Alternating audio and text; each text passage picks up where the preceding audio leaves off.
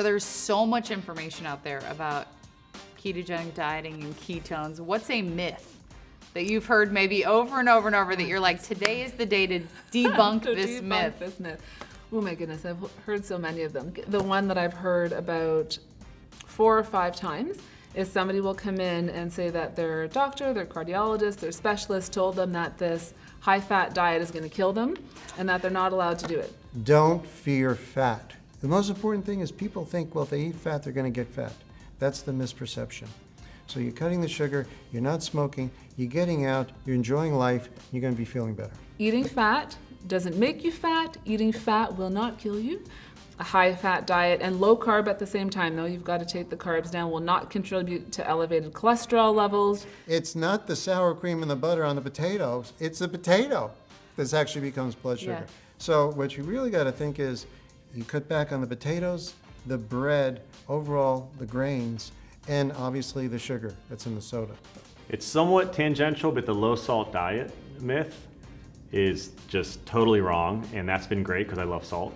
And another thing is just fatty foods. You know, my background is Italian. These foods that, you know, have been in my family for thousands of years that just got trashed during the last 30 years to find that they're really not bad for you, they're actually healthy for you is pretty amazing, and it's just really cool. It's almost like a bonding experience with my cultural background. Well, one of the biggest myths in the ketone space, I think, is that there's no additional benefit to taking ketones when you are ketogenic dieting. And I do think that actually there are benefits. Number one is that when you're ketogenic dieting, you're under a lot of stress. Sometimes that kicks you out of ketosis. You know, you don't want to skip a beat when you're kicked out. Number two, there's synergistic effects of taking ketones with a ketogenic diet. So I think they can work together in harmony to optimize the diet. If you're in ketosis, even if you're in deep dietary ketosis, you still have plenty of glycogen in your muscles, first of all. And secondly, there are real advantages with respect to muscle and ketones. So Ryan and I, we were presenting one time to a big group of researchers, and they told us that same thing. Like, you can't build muscle if you're on a ketogenic diet because you don't have any carbs.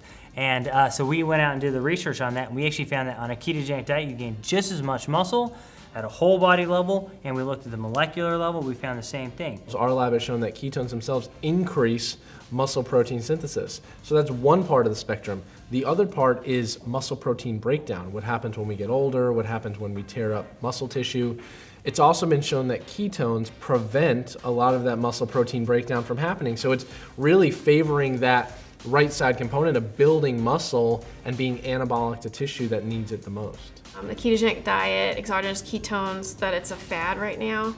And so I hear all the time, oh, that's a fad diet, or that's a fad supplement. Maybe it is a fad because it works. Maybe it's working and so it's becoming popular.